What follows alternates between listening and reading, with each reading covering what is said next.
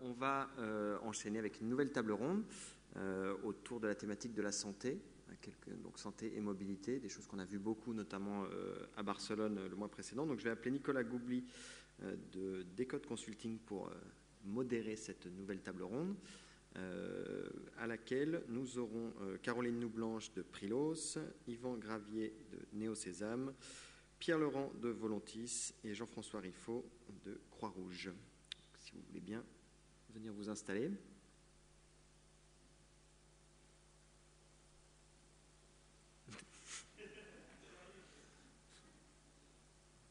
Ah non, il s'en va. Ok. On va la faire, Christophe ?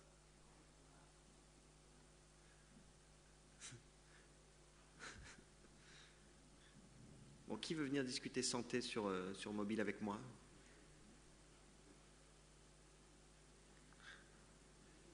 À propos de santé, sinon vous allez bien ?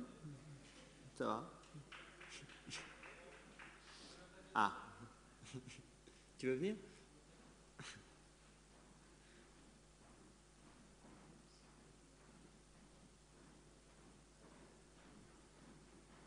Je crois qu'on peut applaudir. Ça peut être une bonne idée. Merci.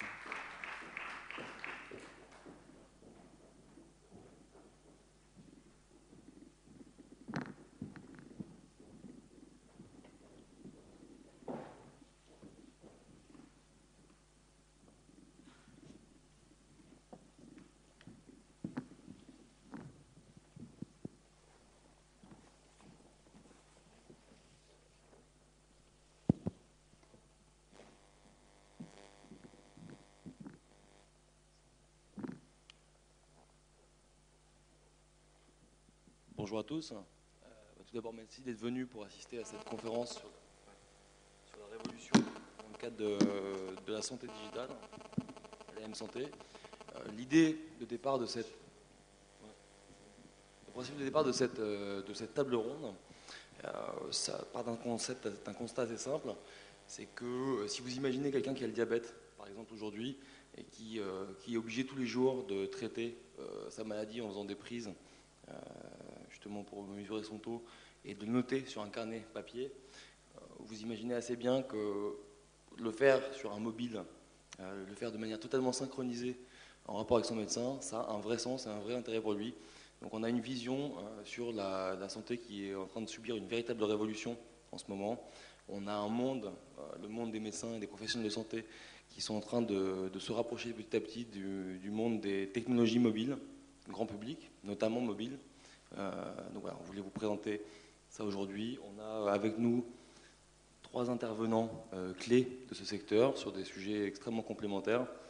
On a Caroline Noublanche de Prilos, Pierre Laurent de Voluntis et Yvan Gravier de Néo-Sésame. Alors je vais les laisser se présenter un par un. Je vous propose de faire un petit tour. Alors tout d'abord, on va commencer par moi. Je suis président de Decode Consulting, qui est un cabinet de conseil et de formation en stratégie mobile et convergence digitale. Je travaille notamment beaucoup sur des sujets santé, comme vous vous en doutez, ce qui m'a permis de rencontrer également ces personnes-là. Je vous en prie, Caroline. Bonjour, je suis Caroline Noublanche, je suis la présidente et fondatrice de la société Prilos. Prilos est éditeur d'applications mobiles depuis 2003. Donc, je pense qu'on a, on a fait partie des pionniers en France du développement d'applications mobiles. Et depuis 2008, on édite une solution qui s'appelle IDOM à destination des professionnels de l'aide à domicile, donc qui interviennent notamment auprès de nos personnes âgées. J'en parlerai un petit peu plus en détail tout à l'heure. Et on est également éditeur d'une solution qui s'appelle e-Box, dont la première déclinaison est Téléage, un projet en partenariat avec SFR et Europe Assistance qui vise à équiper les seniors à domicile avec des tablettes tactiles et un bouquet de services pensés pour eux. Bonjour, je m'appelle Pierre Laurent, je suis PDG et fondateur de la société Voluntis. Nous sommes un éditeur de logiciels spécialisé dans ce qu'on appelle la gestion de la relation patient. Donc nous éditons une offre en mode SaaS qui s'adresse aux organisations du secteur médical qui développent des programmes de suivi d'accompagnement des patients, notamment dans les maladies chroniques. Donc cette plateforme logicielle s'appelle MedPassport et nous la déclinons aujourd'hui dans environ 15 domaines médicaux et en France, en Europe et plus largement en Amérique du Nord où nous avons créé notre filiale à la fin de l'année dernière. Donc on travaille avec des laboratoires pharmaceutiques, des fabricants de dispositifs médicaux, des assureurs, des assisteurs, des prestataires de services médicaux. Et nous avons aussi mis en place une solution spécifique pour le suivi du diabète, qui s'appelle Diabéo, qui est à l'état de l'art en matière de suivi des diabétiques utilisant les mobiles et le web. Bonjour, Yvan Gravier, fondateur de NeoSésame. Donc nous travaillons dans le domaine de ce qu'on appelle l'open data, c'est-à-dire que nous fournissons des solutions pour permettre à vous potentiellement, à toute entreprise, de pouvoir rendre disponibles ces applications, ces logiciels ou ces données partout, sur n'importe quel device et pour tout un chacun, sous la forme de ce qu'on appelle les Open API. Donc nous ne sommes pas particulièrement des professionnels de la santé, néanmoins nous mettons aujourd'hui notre dispositif au service d'un certain nombre de projets dans le domaine de la santé, et notamment actuellement dans le domaine de projets dont l'objectif sont de détecter les maladies de peau, notamment le cancer et des maladies allergéniques. Voilà. Parfait, merci beaucoup. Je pense qu'on pourrait commencer le débat, si vous êtes d'accord, enfin, dans la discussion autour du thème, un petit peu la vision, un partage de vision entre la vision d'un grand public. Peut-être qu'on va avoir les besoins des gens et des patients en France, notamment, en contrepartie, face à la vision professionnelle, la vision des médecins, peut-être des assistantes médicales, tous les gens qui sont au cœur du parcours de santé. Je trouve qu'il y a un décalage parfois, et justement une rencontre des gens qui est intéressante à analyser. Je pense que Caroline, si tu peux commencer à nous parler de ça. Alors la question est vaste. On voit que côté grand public, les applications de santé sur les mobiles, plus généralement de bien-être et de santé, font partie, c'est une rubrique à part entière des stores, notamment de l'App Store. On a déjà 17 000 applications qui sont disponibles sur les différents stores, qui sont dédiées à ces usages et qui sont très téléchargées. Je pense que, je ne sais pas si la personne de la Croix-Rouge va nous rejoindre tout à l'heure, mais on voit qu'une application comme celle de la Croix-Rouge a été un hit sur l'App Store avec près de 100 000 téléchargements. Donc il y a un véritable intérêt, de même que sur le web, on sait que des forums comme Doctissimo, etc., répondent à une véritable attente. Côté professionnel, on sait aussi que les professionnels de santé sont équipés en smartphone.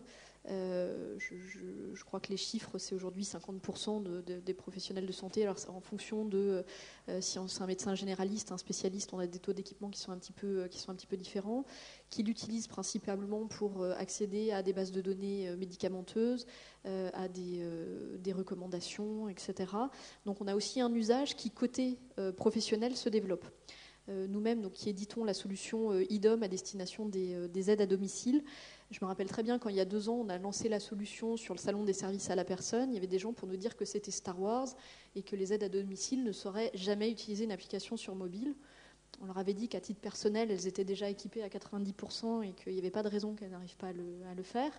Mais c'est vrai qu'il a fallu faire la preuve, d'une part, de l'utilisation de la solution et d'autre part, de son modèle économique et de montrer que mettre un téléphone professionnel dans les mains d'une aide à domicile, oui, ça avait un retour sur investissement qui venait de la diffusion de son planning en temps réel et donc du gain de temps qui était fait en termes d'efficacité, de la remontée automatique d'informations liées aux actes qui étaient posés au domicile, etc. Donc voilà, premier élément de réponse. D'accord. Si on fait peut-être un petit parallèle, je permets de rebondir sur la première partie de ce que tu as dit, sur la partie grand public. Ce qui me paraît intéressant, en fait, que j'avais fait une analyse il n'y a pas très longtemps, justement, des applications, une sorte de benchmark sur les applications santé, en tout cas le mobile marketing dans les problématiques santé. Je me suis rendu compte que la plupart des applications sont quand même très lifestyle, tu vois, enfin, très gimmick, et donc assez peu, en fait, orienté santé. Il y a un côté bien-être, il y a un côté light, il y a un côté je peux gérer mes rendez-vous, des choses comme ça, mais il n'y a pas vraiment de lien entre mon vrai besoin, peut-être mon dossier médical, tu vois, personnel, enfin mon dossier santé et ces applications-là. Peut-être on peut en parler un petit peu justement sur les problématiques de peut-être légales ou pourquoi ça se passe comme ça, pourquoi on reste un peu à la surface des choses, j'ai l'impression. Oui, enfin, il y a quand même déjà certains usages qui se développent et qui sont assez avancés en la matière. Cela dit, c'est vrai que la donnée personnelle de santé est quelque chose de très sensible, hein, et notamment quand on la manipule sous une forme électronique. Donc on arrive dans un champ réglementaire qui est quand même très contraignant, très bien normé. On ne peut pas effectivement faire n'importe quoi avec les données des patients, y compris par exemple si on commence à déclencher des conseils un petit peu automatisés, on arrive dans le champ réglementaire du dispositif médical, avec toutes ces contraintes, par exemple le marquage CE. Donc depuis par exemple mars 2010, la réglementation française a changé, hein, suite à la transposition d'une directive européenne sur les dispositifs médicaux de 2007. Maintenant, un logiciel autonome qui intervient dans le diagnostic et le traitement est considéré comme un dispositif médical. Donc il faut qu'il puisse être marqué CE avec toutes les contraintes que cela impose en termes de développement de solutions, puisque ce n'est pas seulement un enjeu finalement informatique, c'est aussi un enjeu de maîtrise du risque patient, parce que si le logiciel a un problème, s'il ne donne pas finalement une bonne recommandation sur la base des données qu'il gère, eh bien, cela peut être très préjudiciable pour le patient et avec les risques médicaux que ça comporte. Donc c'est normal que les législateurs, les régulateurs, finalement, ne considèrent pas ces apps finalement comme des objets complètement à part vis-à-vis de ce qu'on considère être comme des produits de santé avec lesquels la personne interagit. Donc c'est pour ça aussi qu'il y a des contraintes supplémentaires qui s'appliquent au secteur de la santé, qui font qu'on ne peut pas effectivement mettre dans n'importe quelle condition ce type de solution sur le marché. Cela dit, les tendances de fond sont quand même là, hein. C'est effectivement un facteur positif, hein. Il n'y a pas de doute qu'il va y avoir de plus en plus d'intérêt à ce que le smartphone soit un outil pour bénéficier finalement d'assistants santé personnels intelligents dans sa poche, qui nous permettront à la fois finalement de mieux gérer notre santé au quotidien. Donc c'est notamment intéressant pour les malades chroniques, hein, qui ont un enjeu aussi d'autogestion de leur maladie, et aussi de partager cette information à distance avec l'équipe soignante. Et on voit que c'est un vrai enjeu aussi pour les années à venir, de meilleur partage d'informations entre professionnels de santé et entre professionnels de santé et patients. Justement là-dessus, pour continuer un petit peu dans ce domaine-là, c'est intéressant. C'est vrai que vous, chez Voluntis, vous avez travaillé en partenariat avec le CERID, je crois que c'est le professeur Charpentier, justement sur un des premiers pilotes en France de soutien au traitement des malades diabétiques avec une remontée d'informations depuis le mobile. Est-ce qu'on peut en parler un petit peu? Ça s'appelle le projet Diabéo. Peut-être en parler un peu plus en détail, à voir sur combien de personnes ça a été en tout cas testé un petit peu en phase pilote, qu'il y a des remontées d'informations, des premiers retours d'expérience avant un next step, quoi. Oui, alors c'est intéressant de regarder finalement l'histoire de ce projet, puisque en fait, quand on a démarré nos activités fin 2001, on avait commencé à travailler sur des systèmes web pour le suivi du diabète, et puis on s'était aperçu qu'effectivement on arrivait à un certain nombre de limitations et qu'il était intéressant de se préoccuper de mobilité, puisque les patients diabétiques ont un besoin à plusieurs fois par jour, par exemple, de pouvoir non seulement collecter de la donnée, par exemple les taux de glycémie, mais aussi de pouvoir ajuster un traitement médicamenteux, par exemple l'insuline. Donc il y a vraiment une prise de décision plusieurs fois par jour, pour lesquelles finalement une assistance électronique se prête assez bien.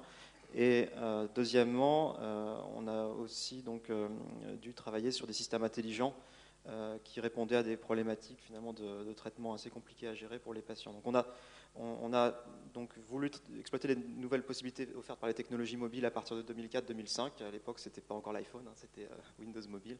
Et donc on s'est rapproché du corps médical, et le docteur Charpentier nous a permis de concevoir ce système intelligent avec des algorithmes assez innovants qui permettent de faire un système non seulement finalement passif de partage de données entre le patient et le médecin, mais aussi un système actif qui va permettre aux patients de pouvoir bénéficier de conseils automatisés d'aide à l'ajustement d'un traitement suivant des règles paramétrées par l'équipe soignante à distance. Donc concrètement, ce système donc est mis à la disposition des équipes soignantes qui elles-mêmes le proposent à leurs patients.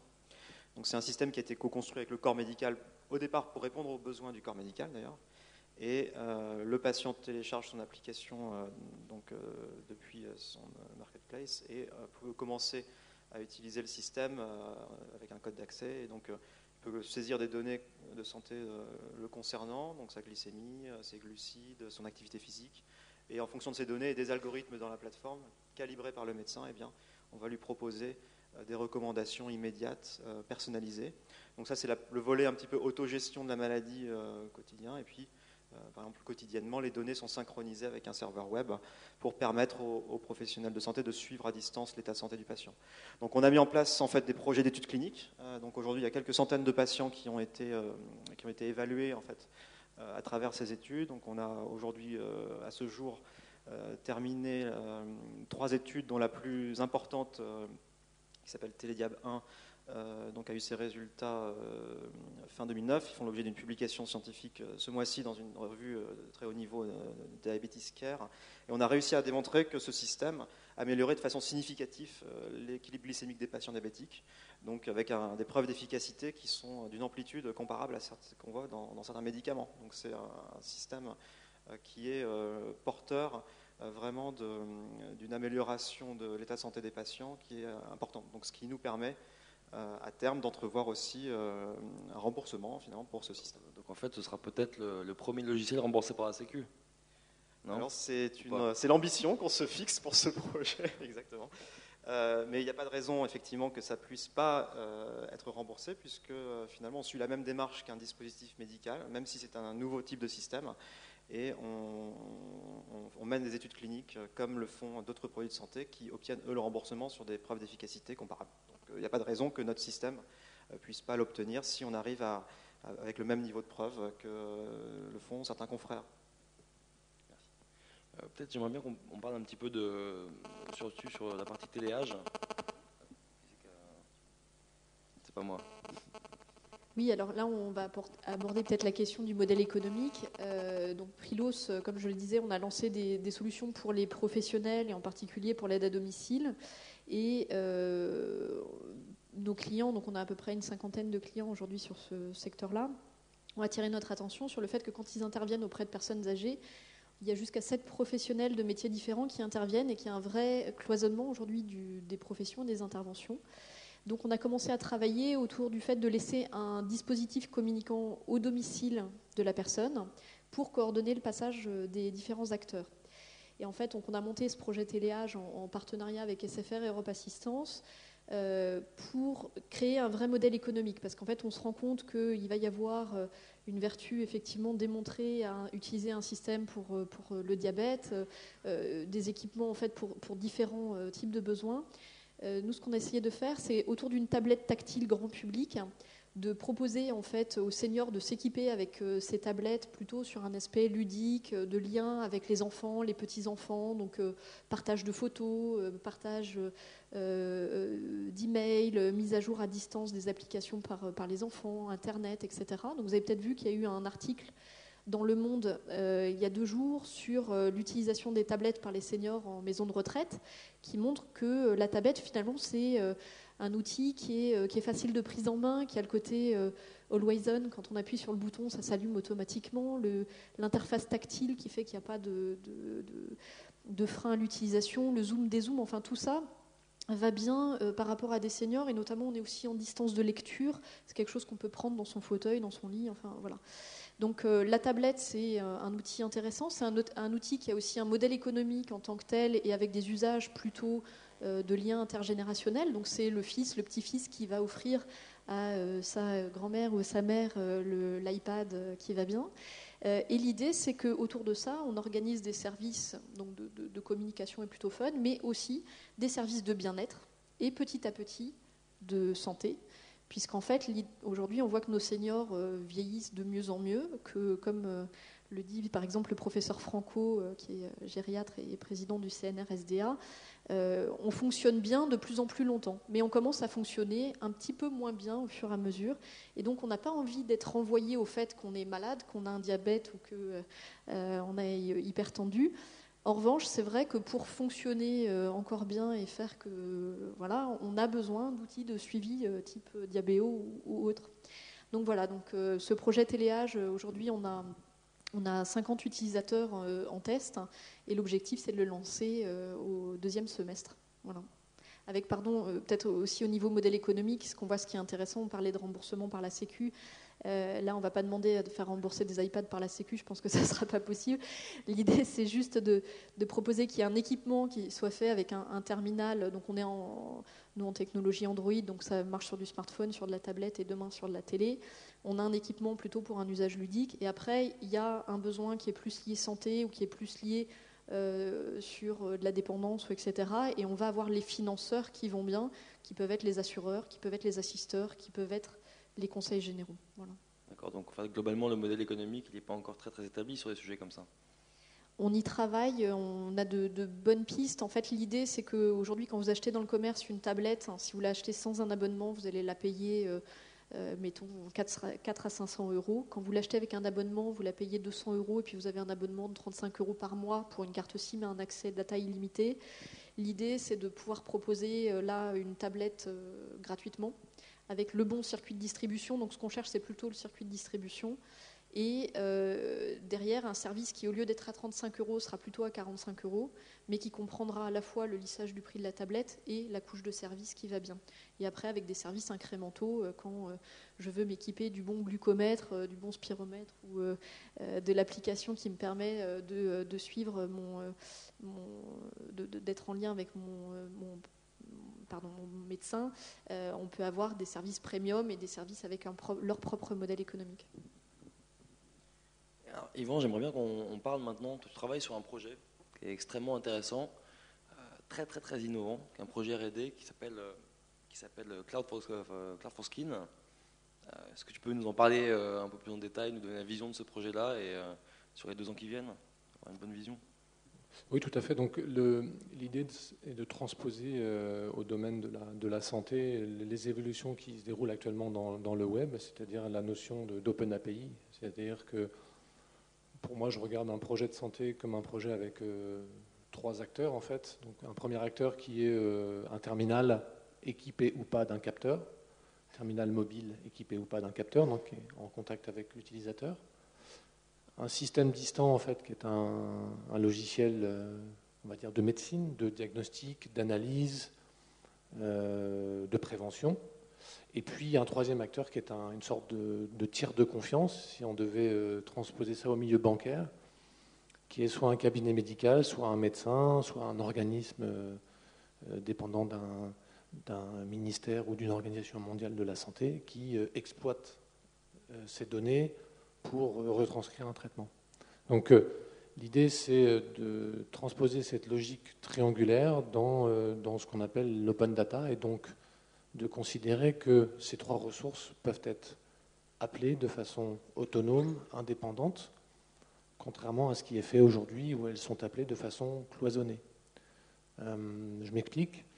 Pour ceux qui ont eu la chance d'aller à Barcelone au Mobile World Congress cette année et de voir qu'il y avait un stand assez important, maintenant un pavillon sur la mobile santé, vous êtes assez frappé immédiatement de constater que vous avez à la fois les initiatives d'un côté, les initiatives, on va dire, occidentales, qui sont extrêmement cloisonnées. Vous avez une application d'électroencéphalogramme sur iPad, vous avez une application de mesure de la pression sanguine sur iPad, et tout ceci obéit au triangle que je viens de vous citer, mais de façon très cloisonnée. C'est un terminal, un capteur, un logiciel distant qui fait le diagnostic, et un médecin ou un organisme de santé qui a accepté d'adhérer au principe. Très cloisonné, donc très peu d'utilisateurs, très peu de revenus, très peu de trafic. Et de l'autre côté, j'ai été frappé par un projet que je vous recommande d'aller voir sur Internet, c'est mhealthcompany.com, qui est un projet saoudien, qui ne s'embarrasse probablement pas des mêmes contraintes réglementaires ou du même tissu, je dirais, réglementaire que nous, qui ont monté une société qui justement a complètement décloisonné ce triangle et propose un dispositif mobile qui balaye l'ensemble de la gamme, c'est-à-dire qu'on part tout simplement du SMS, en allant jusqu'à l'iPad évidemment.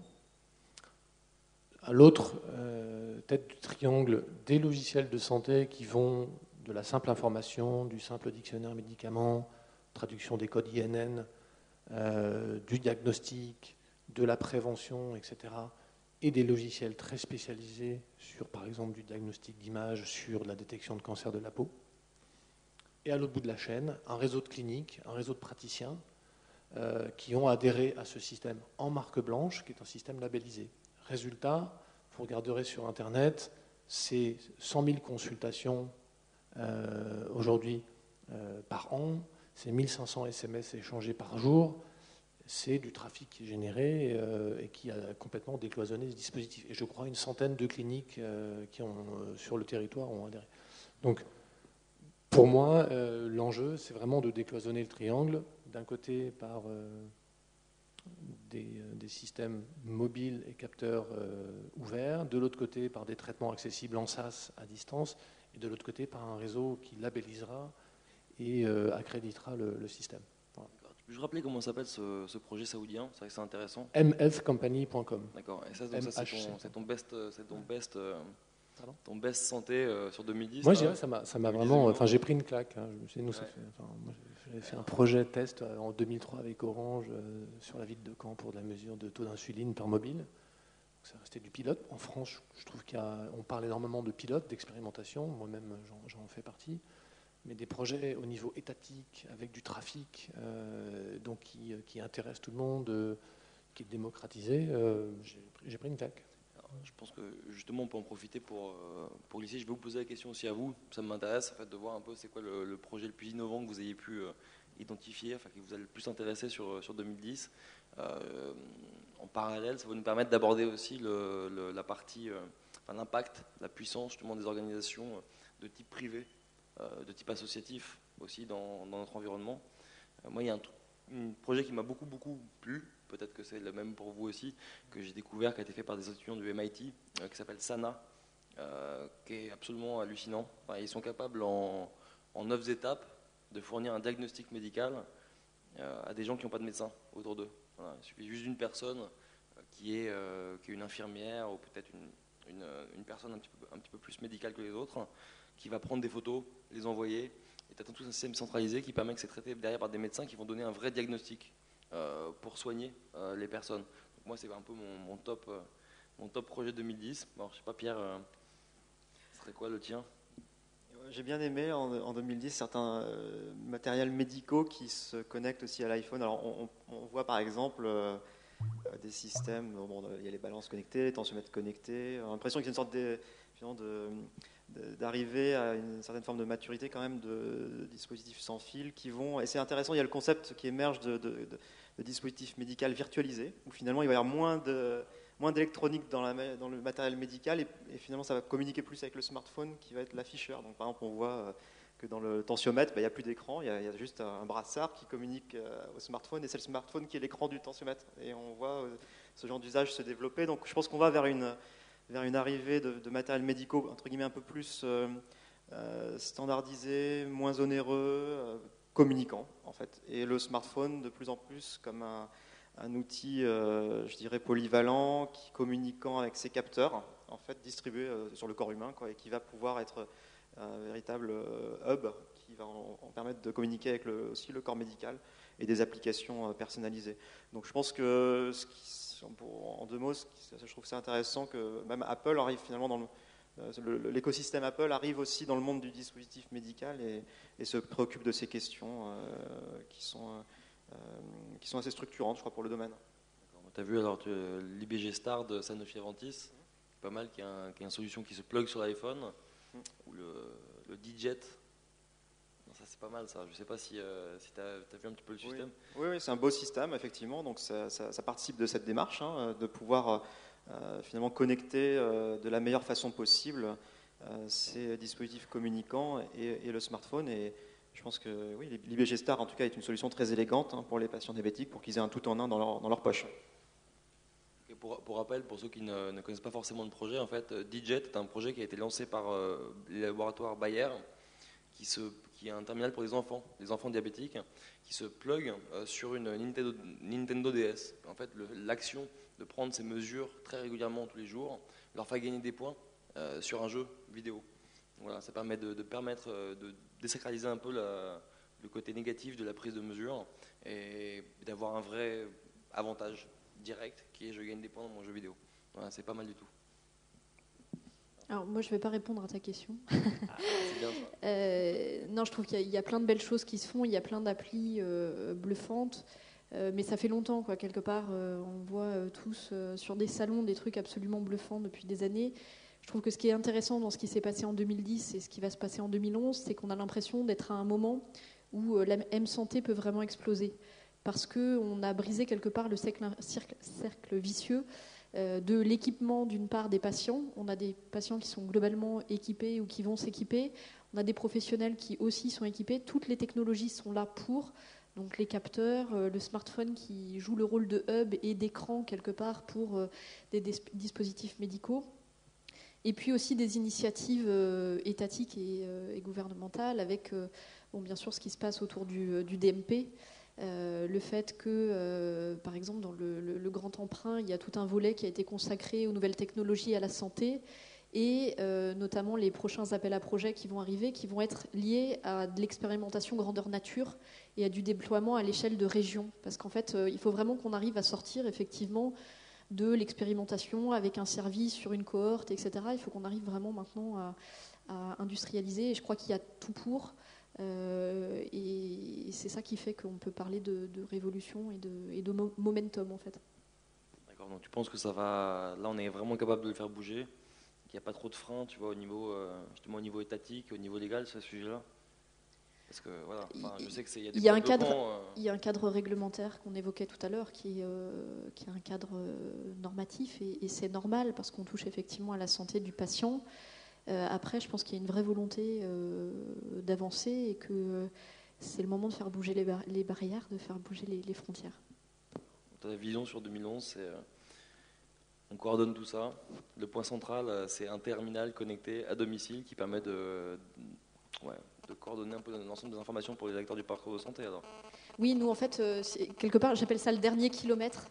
C'est-à-dire qu'on a, comme dans la logistique, aujourd'hui des grands systèmes d'information qui se sont construits autour du DMP ou autres, mais il se pose encore la question de comment on communique avec le patient, et en particulier les besoins vont croissant sur la population des seniors. Donc au travers de projets comme Téléage, nous on pense qu'effectivement la tablette peut être le dernier kilomètre et peut permettre de fédérer des usages ludiques, des usages santé, avec des modèles économiques vertueux et une mutualisation. Voilà. Je crois qu'on approche bientôt de la fin du temps imparti. Est-ce qu'il y a juste une information intéressante que je voulais demander à Pierre? Toi, tu penses que ça va bouger plus rapidement sur des pays comme les États-Unis, ou qu'en France, notamment en Europe, on peut envisager qu'en 2011, on va vraiment voir des projets de mobile healthcare qui vont être accessibles au grand public? Oui. Ça dépend de quoi on parle, en fait. Parce qu'il y a beaucoup d'applications mobile healthcare, donc on peut parler... Si on parle spécifiquement de la télémédecine, donc du télésuivi des patients notamment, je ne pense pas qu'on n'est pas nécessairement vraiment très en retard en France quand on se compare à d'autres grands pays occidentaux. Comment on fait?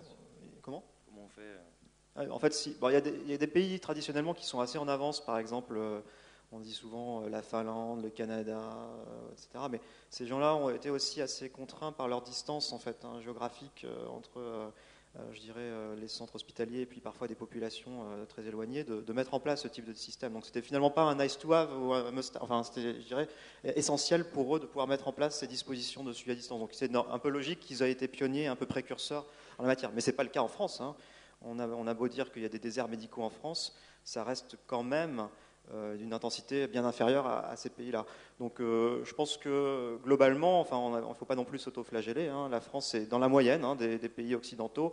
On va publier au deuxième trimestre une étude sectorielle qu'on fait sur la télémédecine au niveau du syndicat professionnel, le Syntec, qui vise justement à faire un état des lieux du marché de la télémédecine et de ses perspectives de croissance, et aussi en termes d'emploi et de formation. Donc ce sera une étude qui fera un peu le point à ce jour, finalement, des perspectives offertes par ce domaine. Mais moi, je crois que ce secteur offre des perspectives excellentes. Je pense qu'il y a des vraies tendances structurelles extrêmement fortes qui poussent à ce qu'on arrive vers un marché de grande envergure. C'est pas simple. Aujourd'hui, je pense que les obstacles ne sont pas forcément technologiques, d'ailleurs. Les obstacles sont culturels, organisationnels, juridiques et financiers, puisque ça demande aussi de repenser un petit peu les modèles de financement des soins dans nos pays, et ça va prendre du temps. Ok, merci beaucoup. Ma conclusion, c'est faisons tomber les barrières s'il y en a, pour que ça devienne une vraie révolution en marche, quoi. Ok, merci. Merci à tous.